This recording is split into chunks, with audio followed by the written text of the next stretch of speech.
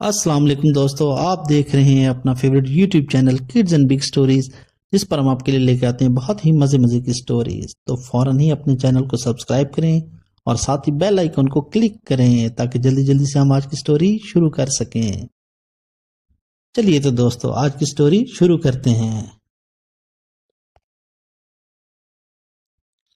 इत्तेफाक में बरकत है। एक दफा का जिक्र है कि किसी गांव में एक बूढ़ा किसान रहता था। इसके 4 बेटे थे जो बहुत मेहनती थे, लेकिन इनमें एक बुरी आदत थी कि वो हर वक्त आपस में लड़ते झगड़ते रहते थे। किसान इनकी लड़ाइयों की वजह से बहुत परेशान रहता था।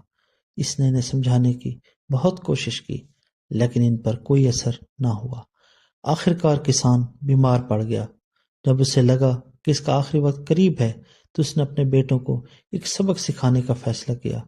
इसने अपने चारों बेटों को अपने पास बुलाया और लकड़ियों का एक बंधा हुआ गट्ठा मंगवाया। किसान ने अपने बड़े बेटे से कहा, इस गट्ठे को तोड़ कर दिखाओ। बेटे ने बहुत जोर लगाया, लेकिन वो लकड़ियों का गट्ठा ना तोड़ सका। बारी बारी चारों बेटों ने बहुत कोशिश की, लेकिन कोई भी लकड़ियों के इस मजबूत गट्ठे को तोड़ने में कामयाब ना हो सका। फिर किसान ने वो गट्ठा खोल दिया और लकड़ियां अलग अलग कर दी। इसने अपने हर बेटे को एक एक लकड़ी दी और कहा, अब इसे तोड़ो। बेटों ने जरा सा जोर लगाया और लकड़ी फौरन टूट गई। किसान ने मुस्कुराते हुए कहा, मेरे बेटो, अगर तुम इस गट्ठे की तरह मिलजुल कर रहोगे, कोई तुम्हें नुकसान नहीं पहुंचा सकेगा।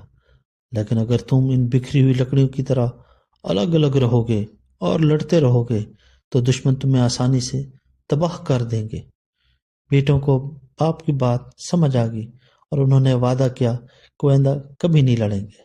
नतीजा, इत्तेफाक में बरकत है।